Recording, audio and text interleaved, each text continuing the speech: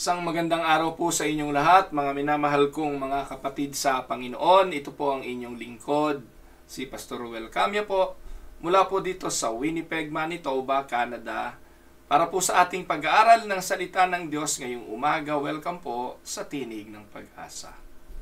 Araw po ng Wednesday, ngayon po ay October 23. Ang atin pong pag-aaral ay may pamagat po na Locked in the Prison of Doubt.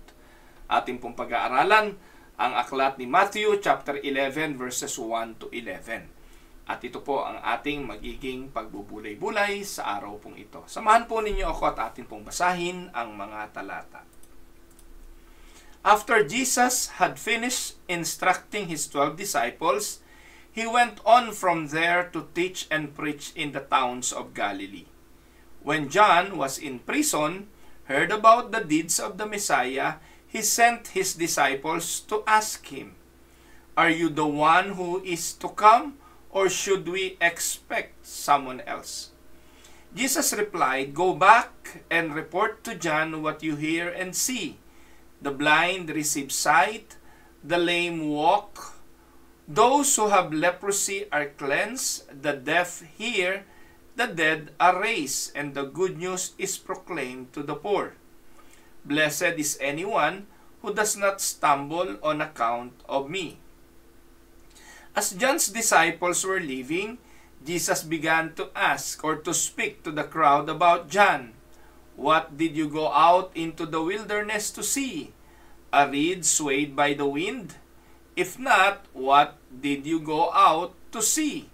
A man dressed in fine clothes? No, those who wear fine clothes are in king's palaces. Then what did you go out to see? A prophet? Yes, I tell you, and more than a prophet. This is the one about whom it is written, I will send my messenger ahead of you, who will prepare your way before you. Truly I tell you, among those born of women, there has not risen anyone greater than John the Baptist. Yet whoever is least in the kingdom of heaven is greater than he." Pagpalain nawa ng Panginoon ang pagkabasang ito ng kanyang mga banal na salita na sa araw na ito'y ating pag-aaralan. Sa mga talata po na aking binasa, mga kapatid, I want to draw our attention to the experience of John the Baptist as he languishes in his prison experience. Ito pong kasaysayan pong ito ay isa sa maaaring magdulot sa atin ng encouragement at ilang katotohanan tungkol sa buhay Kristiyano na atin pong mapanghahawakan sa mga ganitong klaseng sitwasyon ng buhay. By the way of introduction, let us find out ano bang dahilan at si Juan Bautista ay dumaranas ng imprisonment at bakit siya nabilanggo? Anong dahilan at siya ay nakakulong? So, yung mga pamilyar sa banal na kasulatan at nagbabasa po kayo ng Bible, atin pong nalaman na si Juan ay ibinilanggo because of his preaching. Alam niyo po, marami pong mga preacher na hindi naman po kailangan makulong dahil nagpipreach ng pakikipag-compromise at nagpipreach ng mga tinatawag na watered-down gospel. Hindi sila kailangan makulong kasi ang ipinangangaral naman nila ay pakikipag-kompromiso. Pero itong si John, kakaiba po siya. Hindi po siya yung tipo ng mga preacher sa panahon ngayon na ang gusto lang marinig ng mga tao ang siyang ipinipreach. Hindi po men-pleaser itong si John. Kung hindi, siya po'y isinugo para talagang mangaral ng katotohanan. Kahit man gaano kasakit ito, gaano man makaka-offend ito sa kanyang mga tagapakinig, hindi niya po ito ipagkakait na hindi sabihin. And it seems that Herod, who was king of a fourth part of the Roman province of Palestine, na kinuha yung kanyang hipag na asawa ng kanyang kapatid na si Herodias para maging asawa, ay na-offend dito po kay John the Baptist. Kasi si John had preached publicly against this vile, unlawful relationship between Herod and Herodias. Kaya po dito, galit na galit itong hari na ito at ipinahuli si John at ipinatapon sa bilangguan. Narito po ang mga talata niyan, Luke chapter 3:19-20. Ang sabi diyan, "But when John rebuked Herod the tetrarch because of his marriage to Herodias, his brother's wife, and all the other evil things he had done, Herod added this to them all. He locked John up in prison." So yan po yung sinasabi. Mas ipinaliwanag pa ho ito sa Matthew 14. Ang sabi po dyan, "Now Herod had arrested John and bound him and put him in prison because of Herodias, his brother Philip's wife. For John had been saying to him, 'It is not lawful for you to have her.'" Ayan, so matindi ano po kasi yung mga public officials, wala po talagang sasaway dyan kung hindi ang mga preacher ng salita ng Diyos. May responsibilidad yung mga nagtuturo ng katotohanan na sumaway sa mga katampalasanan, sa mga ginagawang imoralidad ng mga namumuno. Ngayon po, hindi na to ginagawa eh. Sa sobrang takot ng mga preacher na maakusahan sila, mapagbintangan sila, na mapanghusga. No? Hindi na po ito, wala na pong preacher na ganito ngayon. Wala na kayong makikita ang mga preacher na sumasaway sa mga kasalanang ginagawa, hindi na nangangaral tungkol sa pangangalan niya, hindi nyo na po maririnig na nagpipreach about sins and asking people to repent. Wala na pong ganito ngayon. Kaya ang panalangin ko nga, padalhan pa tayo ng Diyos ng maraming mga Juan Bautista eh. At si Jesus man, ganito po ang kanyang pangaral. Kaya nga siya naipako ng mga Pariseyo at ng mga eskriba at ng mga leader ng relihiyon for preaching like this. At in fact, dito po sa sobrang galit ni Herodes sa Matthew 14:5, ano po ang sabi diyan? Herod wanted to kill John. Natatakot lang siya sa mga tao dahil kinukonsider ng mga tao si Juan na isang propeta. He feared the public backlash because all the people accepted John during that time as a prophet sent from the Lord. So, and while in prison, John began to have some doubts. And he concerns about who Jesus was and what he was doing.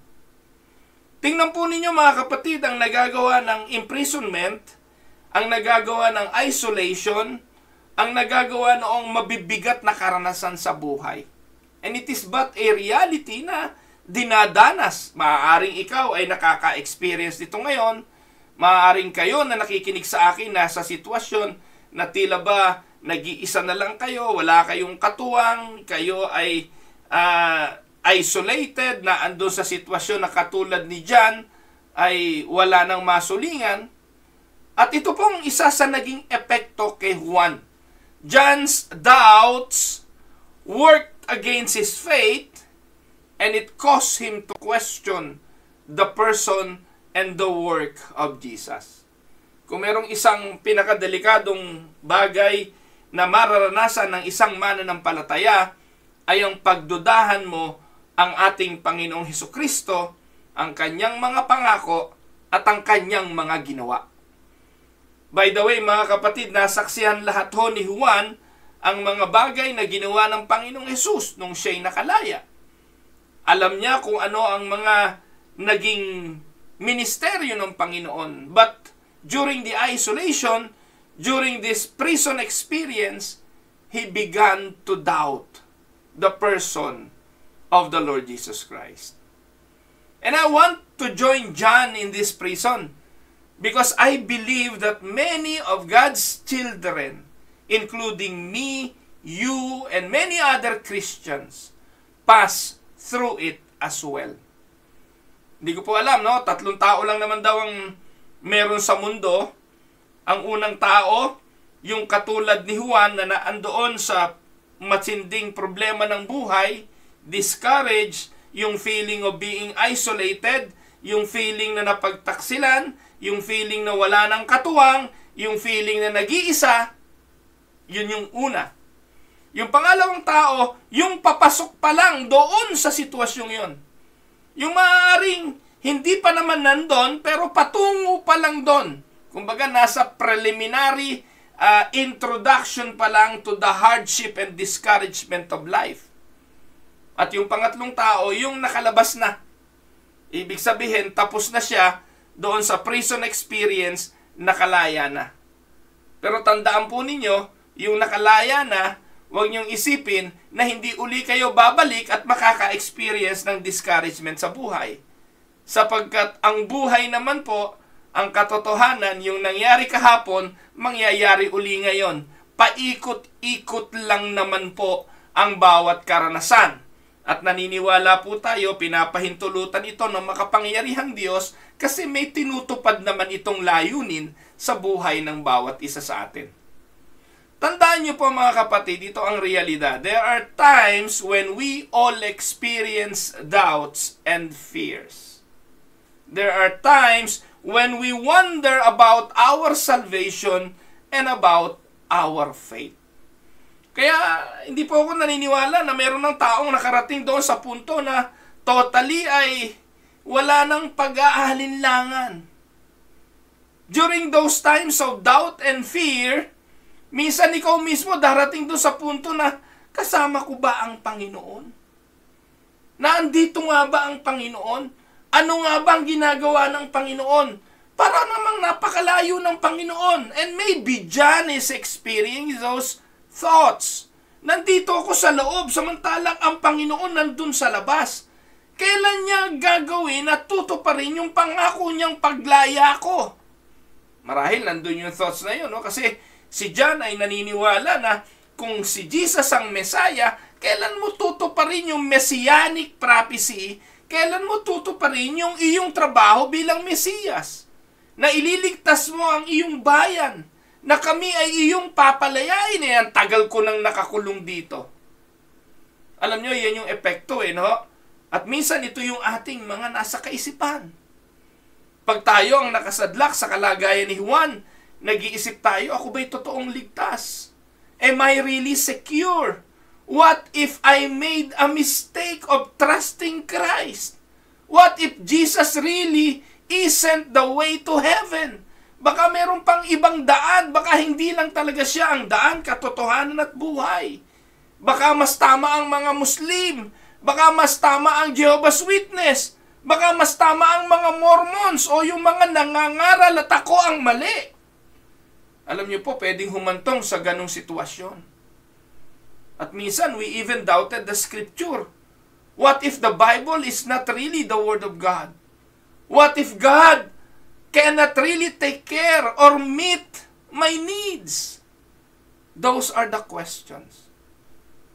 At iyon ang nagdadala sa atin sa sitwasyon ng pag-aalinlangan. Now, most of us wouldn't admit it out loud. Wala naman pong aamin ito sa bawat isa sa atin at ipagsisigawan na tayo'y nag-aalinlangan. Wala pong aamin. Subalit, we have found ourselves assaulted by questions like this. Aminin nyo man o hindi. Sometimes we wondered about our faith and sometimes we question the circumstances and sometimes we questioned our faith. When we have allowed the question to rise in our hearts, we probably found ourselves locked in the same prison in which John found himself. Amen? And that is where John was. Jesus sent, by the way, si John, sinugo ang kanyang mga alagad. Para alamin kay Jesus kung siya ba talaga ang Mesiyas. Nagpasugo siya at nagpadala ng kanyang mga disipulo kay Jesus. Ngayon, ating pag-aralan ito. Tingnan natin isa-isa ang mga talata at subukan nating saliksikin ang puso ni Juan at ano ang mga bagay na kanyang kinakaharap. Basahin po natin ang unang 3 talata. Ayan. So, sama na natin yung verse 3. Ano po, nagkamali ako dyan eh. Matthew 11, 1-3 yan. Ano po? Ayan. So, ang sabi po dyan, after Jesus had finished instructing his 12 disciples, he went on from there to teach and preach in the towns of Galilee. When John, who was in prison, heard about the deeds of the Messiah, he sent his disciples to ask him, "Are you the one who is to come, or should we expect someone else?" Ngayon, ang tanong, ano ba yung pinagdududahan ni John? What John doubted? Mga kapatid, in his prison, John had come to doubt the very person of Jesus.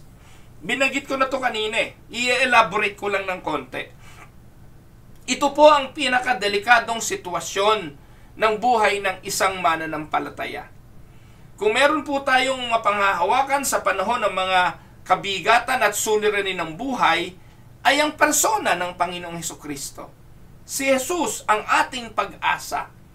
Ang panghawakan ng kanyang mga pangako at pananampalatayang tanggapin na may layunin ang Diyos sa bawat sirkumstansya. Pero marahil sobrang hirap na nga ng kanyang dinadanas at dahil dito, ito ang kanyang pinagdudahan. Alam niyo po ba mga kapatid na ang Juan na binabanggit dito is the same John who was so bold in his preaching. He's preaching about not of himself, but of Christ. He was so bold in his preaching concerning Jesus. Tingnan po natin yung Matthew 3:11-15. Ano po ang sabi dyan? I baptized you with water for repentance, but after me comes one who is more powerful than I, whose sandals I am not worthy to carry. He will baptize you with the Holy Spirit and fire. His winnowing fork is in his hand, and he will clear his threshing floor, gathering his wheat into the barn, and burning up the chaff with unquenchable fire. Then Jesus came from Galilee to the Jordan to be baptized by John. But John tried to deter him, saying, I need to be baptized by you, and do you come to me? Jesus replied, let it be so now. If it is proper for us to do this, to fulfill all righteousness. Then John consented. Sa mga talatang ito, malinaw naman kay John kung sino si Jesus. Ni wala nga akong karapatang magkalas ng kanyang sandalyas. Ni hindi nga dapat ako ang magbautismo sa iyo, ang turan niya kay Jesus. Pero ang sabi ni Jesus sa kanya, kailangang matupad ang katuwiran. At pumayag si Juan. Ano po? There was a time when there was no doubt in John's mind. But when he was thrown into prison, he began to doubt it. In fact, ang sabi nga, nang nakita niya si Jesus, ano sabi niya? The Lamb of God that takes away the sins of the world. Tinawag niya si Jesus na kordero ng Diyos. Pero dito sa mga talatang ito, masusumpungan natin na nalimutan ni Juan ang mga ito sa bigat ng mga pasani na kanyang dinadaanan. At ito ang totoo mga kapatid, kung darating kayo sa mga problema ng buhay at kabigatan nito katulad ni John, huwag na huwag niyong kalilimutan ang Panginoon, ang persona ng Panginoong Hesukristo at ang kanyang mga pangako. Huwag niyong pagdudahan ni kudlit, ni tuldok sa kanyang mga pangako dahil ito ay siguradong matutupad. Amen mga kapatid? Ano po ba ang nadiskubre pa ni John? What John discovered? So, sa prison, John discovered that we cannot rely on our own strength. Minsan, ang nagbibigay sa atin ng disappointment ay ang paniniwala na kaya natin ang lahat. Yun pong idea na we can plan and do everything on our own. Sabi nga ng Biblia, totoo naman, nasa tao ang pagpaplano, pero huwag niyong kalimutan na kung hindi ito gusto ng Diyos, kahit gaano kakagaling magplano, kahit gaano kahusay ang iyong mga balak, hindi ito mangyayari ayon sa gusto mo. Kaya dito sa pagkakataong ito na-discover ni Juan, I cannot do anything without the help of Christ. Sa verse 2, mababasa po natin, ang sabi po dyan, now when John had heard in the prison the works of Christ, John is locked up and he can no longer see the Lord Jesus. He can no longer see the healing ministry of the Lord. Nababalitaan na lang niya, naririnig niya, yung po sabi ng talata, naririnig niya sa loob ng bilangguan ng mga ginagawa ni Kristo. Pero hindi na niya to first hand nakikita. At nadiskubre niya na kapag ikaw pala'y detach, malayo sa mga bagay na ginagawa ng Panginoon, hindi ka na attached doon sa mga bagay na gustong mangyari ng Panginoon, dadalhin ka pala nito sa despair. Dadalhin ka pala nito sa pag-aalinlangan. Alam niyo po mga kapatid, yung word na ginamit sa verse 2, now when John had heard in the prison the works of Christ. Minsan po talaga, no, katulad ni John ay si Tomas. Naalala niyo po ba si Tomas? Narinig naman niya eh. Sinabi naman ng kanyang mga kasamang mga alagad na nagpakita sa kanya ang Panginoon. Nasaksihan nila ang Panginoon. Nabuhay ang Panginoon.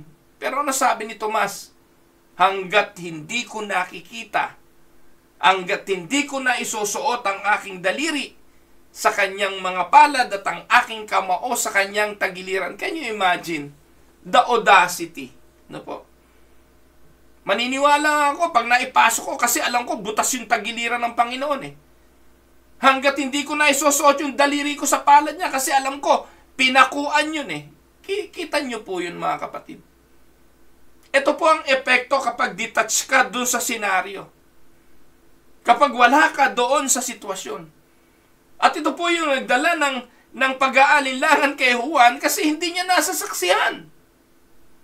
Ano nga ba nangyayari sa labas? Naririnig lang niya. Pero may kataga ang Panginoong Hesukristo kay Matthew, sa aklat ng Matthew kay Thomas eh. Ano sabi niya? Mapalad ang nanampalataya ng hindi nakita. Kesa doon sa mga kayalang nanampalataya ay dahil nakita.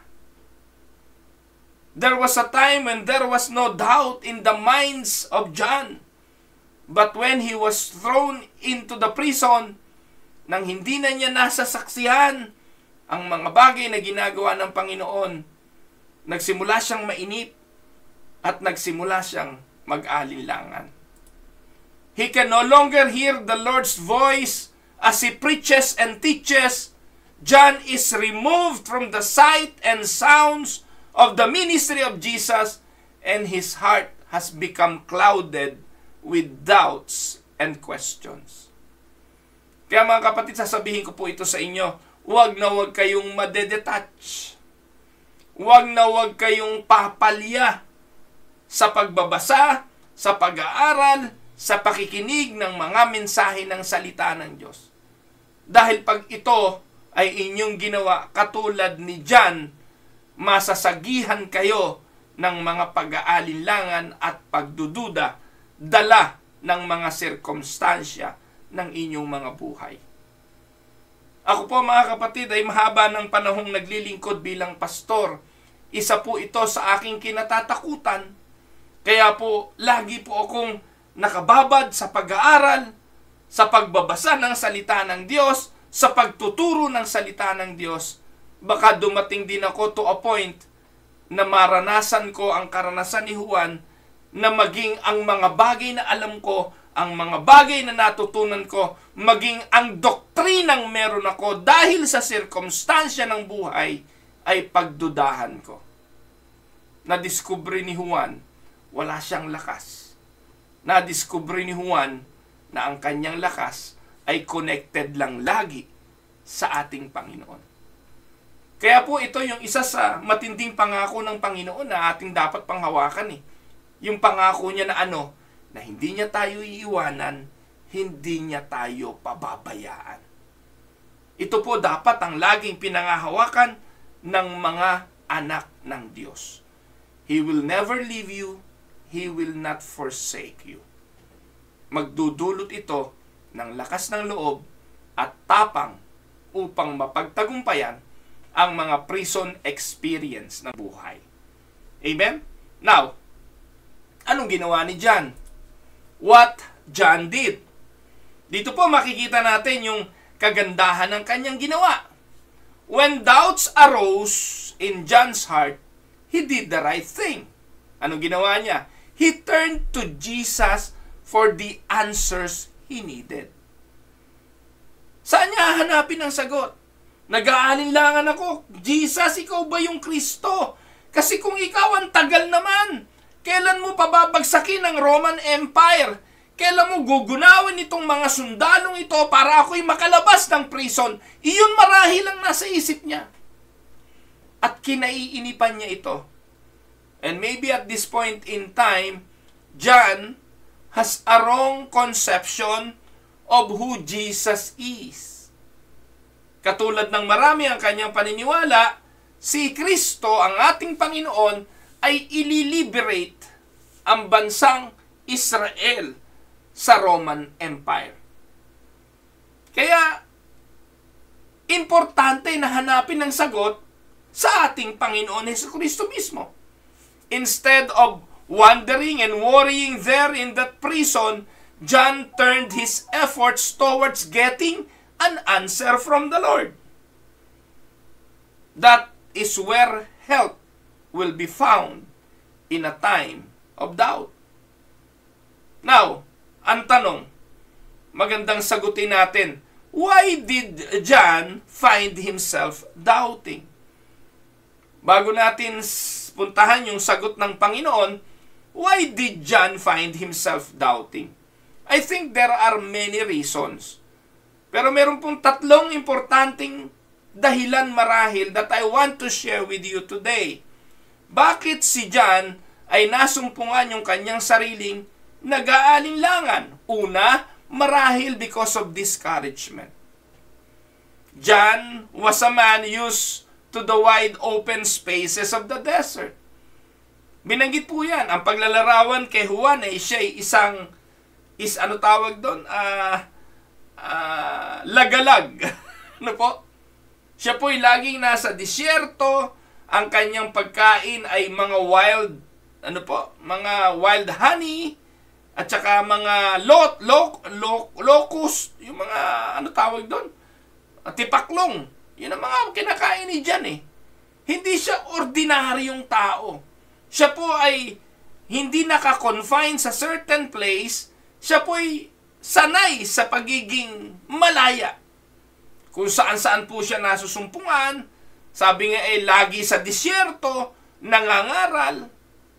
Pero sa pagkakataong ito, he finds himself locked away in a dungeon.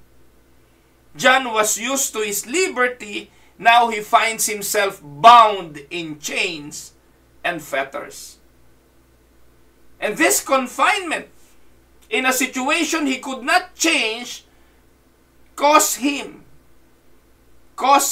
to entertain doubts.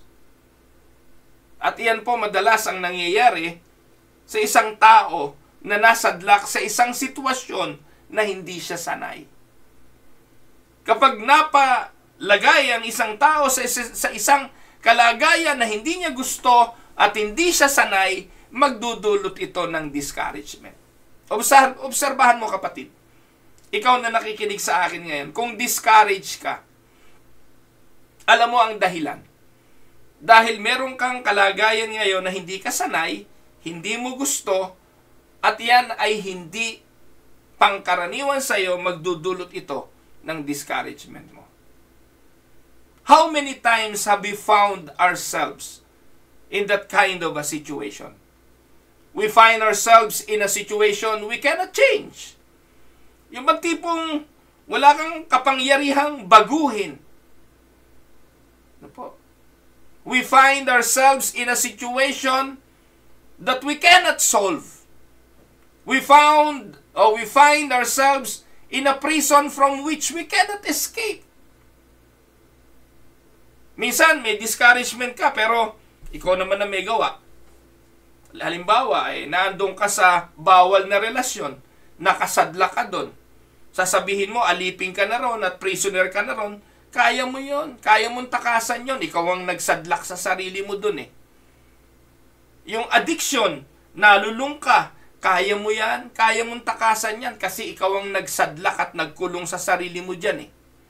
Ano mang mga bagay na tayo nagkulong sa ating mga sarili, may pag-asa yon. Determination lang kailangan dun eh. Kaya nating pagtagumpayan. Pero alam nyo, meron pang mas mabigat na kalagayan at yon ay yung hindi tayo ang naglagay doon. Yung ayaw natin doon, pero nandun tayo because probably of a circumstances or other people or maybe God put us there. At pag nandun na tayo, when that happens, we sometimes begin to doubt. Beware of discouragement, mga kapatid. Discouragement can devastate your life. Marami na po akong kilalang pastor, discouraged, iniwanan ng ministeryo. Minsan po, dahil umasa lang tayo sa pwedeng gawin ng tao, pwedeng gawin ng suporta ng iba, pwedeng gawin ng mga nakatulong na mga taong tumutulong sa kapaligiran. At pag nawala ng mga ito, pakiramdam natin, tayo na lang, hindi na natin kaya. And discouragement can cause you to doubt everything you know and believe. Minsan, pati yung pagkatawag sa atin, pinag-aalinlanganan na natin eh. Pati ang ating kakayahan, ang ating mga talento, ang ating pagkatao. And this discouragement will lead to disappointment. Surely John imagined that Jesus would come and set him at liberty.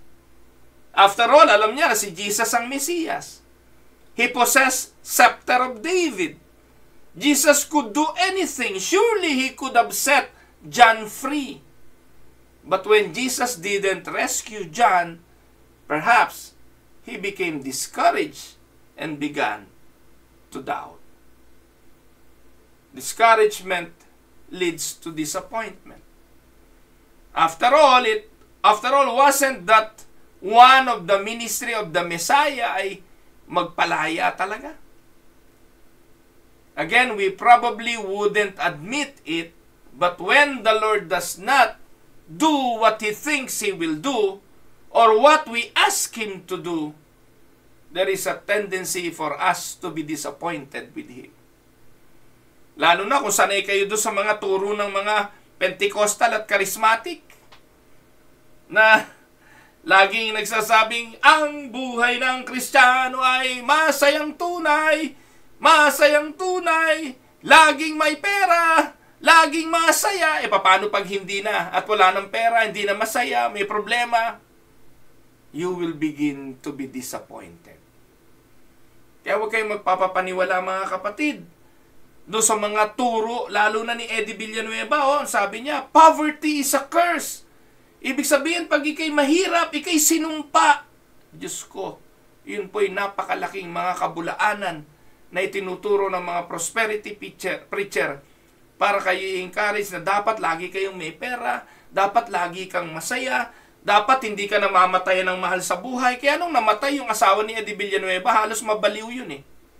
Yung mga anak niya, yung si Joel Villanueva, nag-testimony. Parang hindi Kristiyano nung nag-testimony. Dahil namatay yung nanay niya. Dahil ang tinuro sa kanila ng kanilang tatay, kapag ikay Kristiyano, lahat ng bagay sa buhay mo ay masaya. Parang walang kamatayan at parang wala kayong hirap.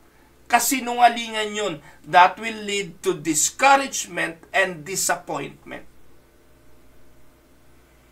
Kaya pagbabad po kayo sa mga prosperity preacher, napakalaki ng tendency ninyo na konting ganun lang kakalas kayo sa pananampalataya, susumpain ninyo ang Kristo, iiwanan ninyo ang Kristyanismo na inyong natutunan.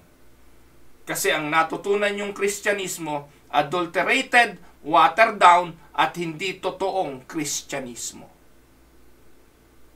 Nakuha niyo po mga kapatid?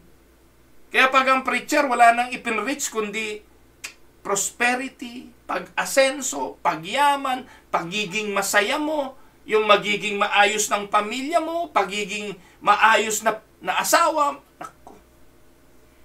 Hindi po yun ang turo ng Bible. In this world, you will experience trials. Various trials. Kaya ang laging dapat itinuturo, katatagan, faithfulness. Ano po?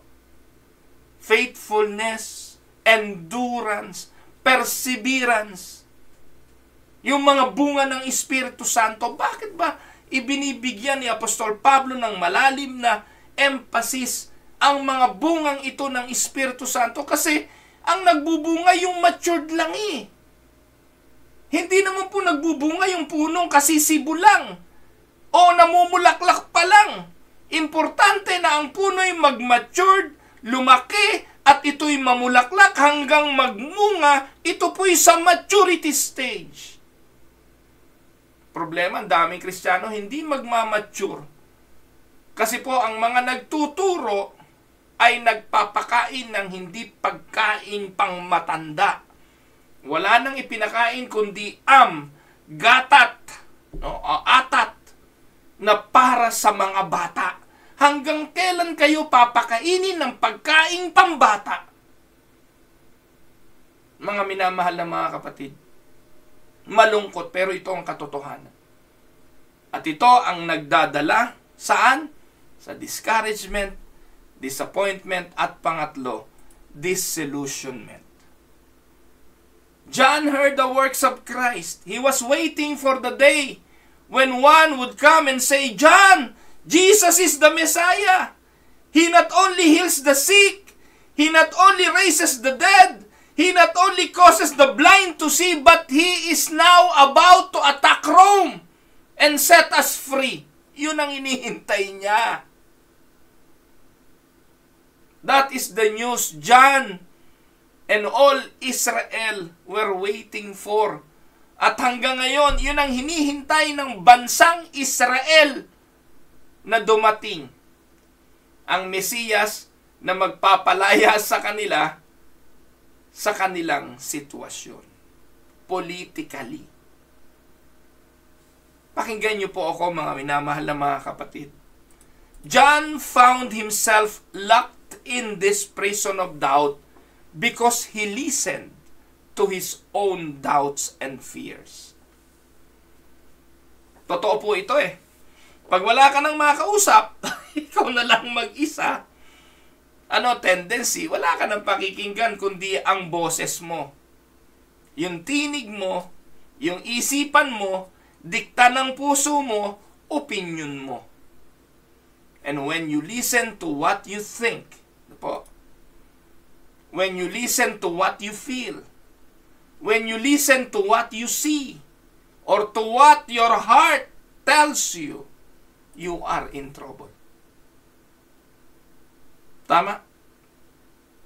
Kaya importante, pakinggan mo ay sino? Yung salita ng Diyos. Tama si John. Ano bang sinasabi ni Jesus? Siya ba talaga o may hinihintay pa tayong iba? Please, puntahan nyo naman si Jesus. Tanungin nyo siya. I want to hear from His lips. Is He the Messiah? Kasi naririnig ni John yung kanyang iniisip.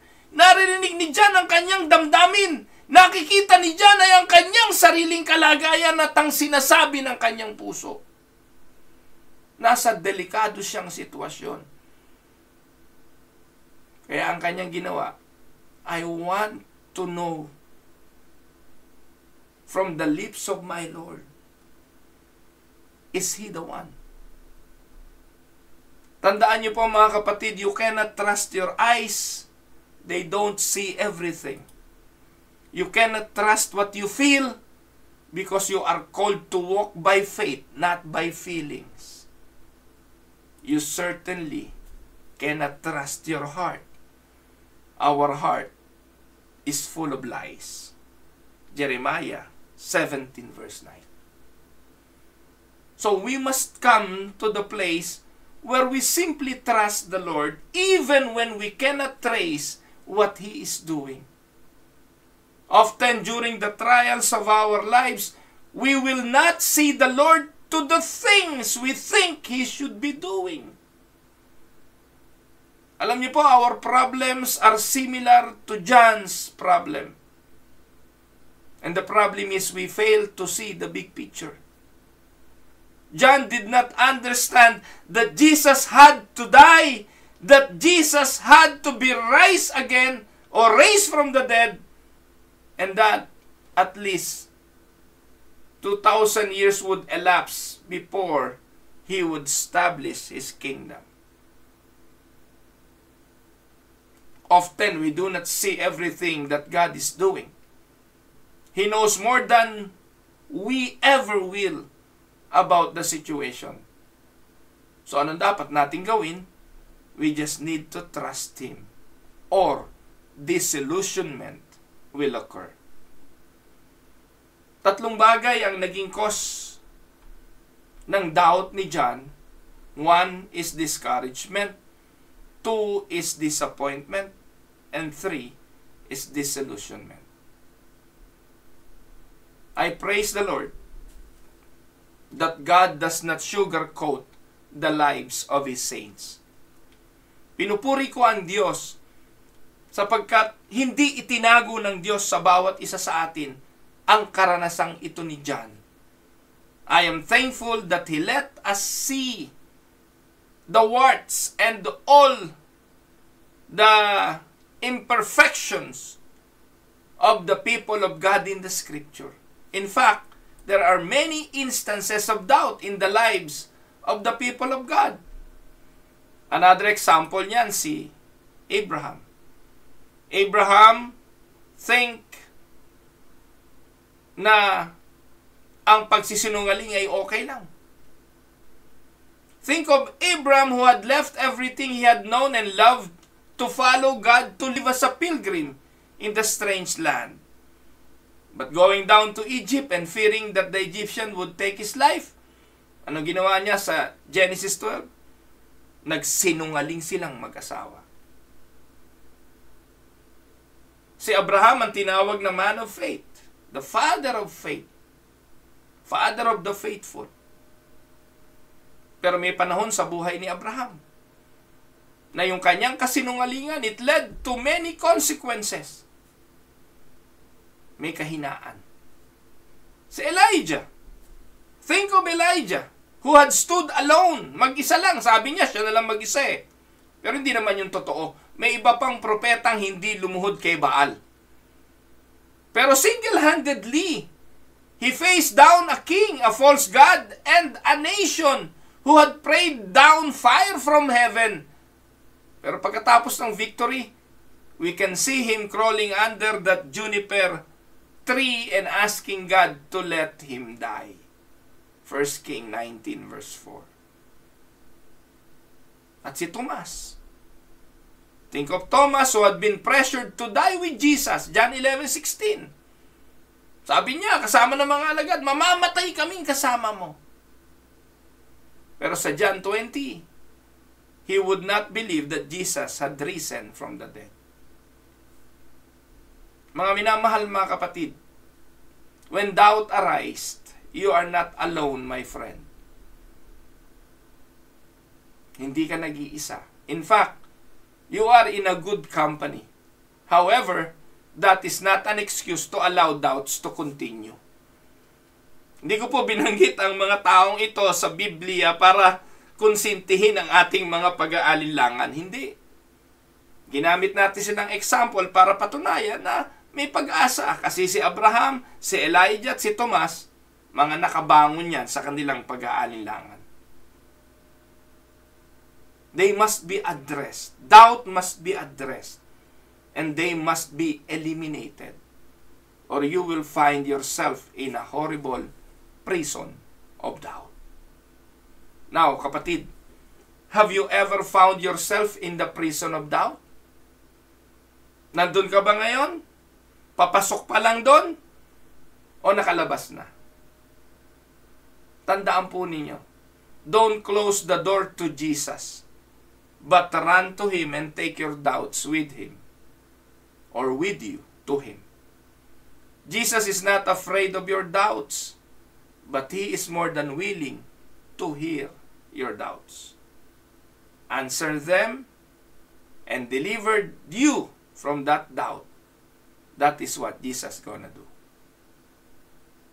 Sabi po ng Philippians 4:6-7, kayo na po magbasa.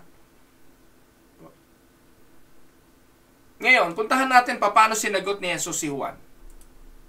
Matthew 11:4-6. Jesus replied, "Go back and report to John what you hear and see." Bumalik kayo, puntahan ninyo, at i-report nyo kay John kung anong inyong nakita. Anong i-report nitong mga to? The blind receive sight, the lame walk, those who have leprosy are cleansed, the deaf hear, the dead are raised, and the good news is proclaimed to the poor. Blessed is anyone who does not stumble on account of me. Sabi po, sinagot ni Jesus si Juan. Ngayon ang tanong, paano sinagot ni Jesus si Juan? Are you the Messiah or are we waiting for someone else? Pwede naman sagutin, yes, I am. When Jesus hears the disciples of John and their question, He does not send back a stinging word of rebuke. Hindi niya sinabing, ano ka ba naman, Juan? Ikaw nga nagbautismo sa akin. Ikaw yung nangangaral dahil sa akin, para sa akin. Hindi niya po ginanon si Juan. When he hears the doubts that had gripped John's heart, Jesus responds with patience, grace, and love. Look at his response. Go and show John again. Jesus is willing to help John as he works through his problem. Many would have reacted in anger, but Jesus reacted in love. Minsan, darating tayo dun sa punto na marirealize natin yung katotohanan at sasabihin natin sa ating mga sarili, sana hindi na lang ako nag-aalinlangan. But sometimes we do. Have you ever found yourself in a place of discouragement and depression like Elijah? Have you ever come to the place where you are depressed, defeated, discouraged, and disillusioned? We all have. No, maaaring hindi kayo maniniwala. May mga pagkakataon na naisip ko rin sana naging trabahador na lang ako dito sa Canada.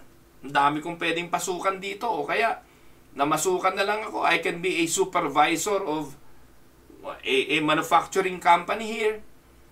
May nag-aalok po sa akin na pumasok ng trabaho. Minsan mas madali yun, walang masyadong pressure. Kasi sa kumpanya, kung magtrabaho ka to, supervisor ka, pasaway yung empleyado mo, i-fire mo. Kung ikay pastor, ikaw ang administrator, pasaway yung mga kasama mo, hindi mo pwedeng i-fire. Hindi mo pwedeng tanggalin. Basta-basta. And sometimes, very discouraging.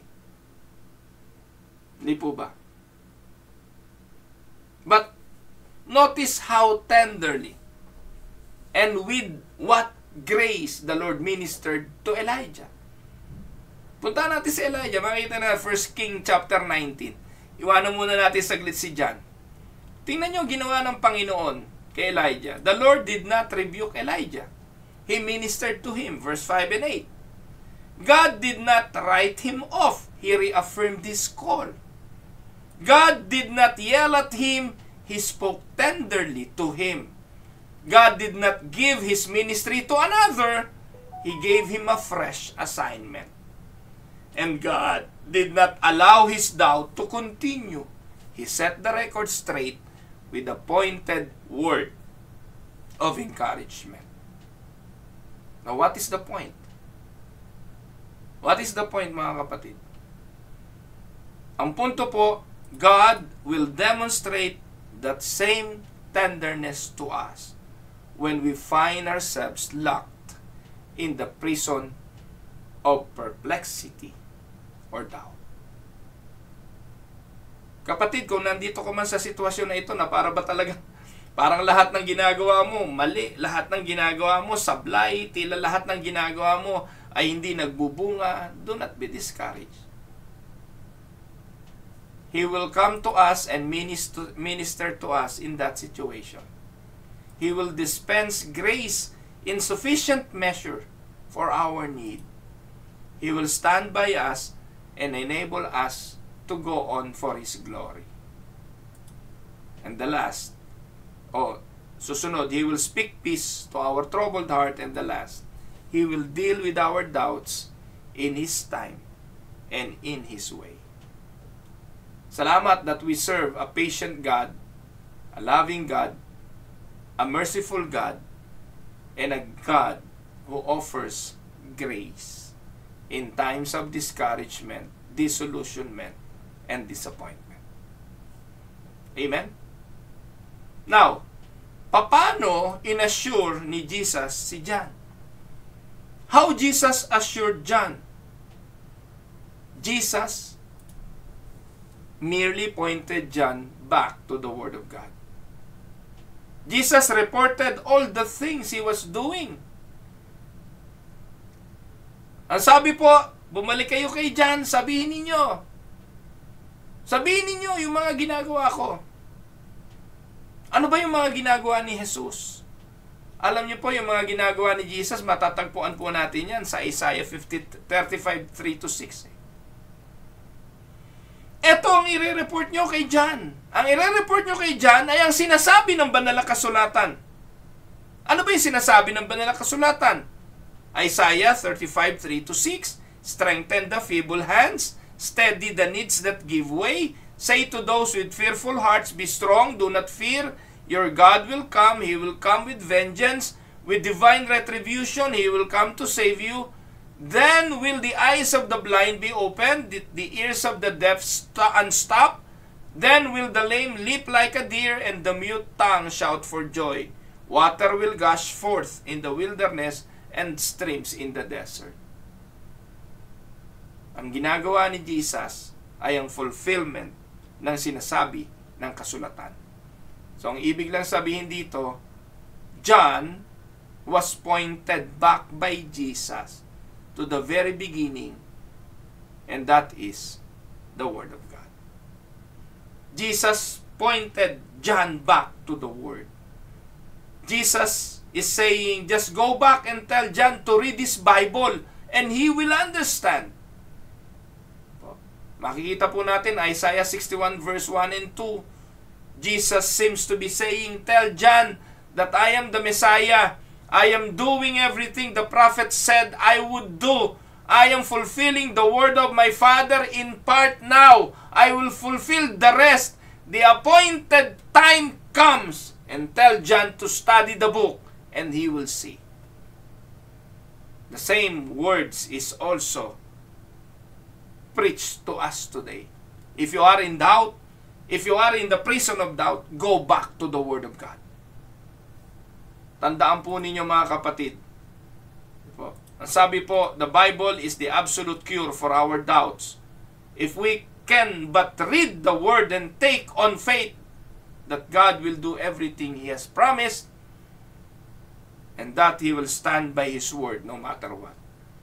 And we can see our doubts fall apart before our eyes. Amen? Mga minamahal na mga kapatid, ito po ang paalala ng salita ng Diyos. If you are in doubt, if you are discouraged, if you are disappointed, and in a spirit of disillusionment right now, the answer of Jesus to John is, go back to the Word. Go back. The Bible is the absolute cure for your doubts. Pagpalain po kayo ng Panginoon. Ako po ang inyong lingkod, si Pastor Ruel Camia po, mula po dito sa Winnipeg, Manitoba, Canada. para po sa ating pag-aaral ng salita ng Diyos ngayong umaga, dito po sa Tinig ng Pag-asa. Pagpalain kayo ng Panginoon, mga kapatid.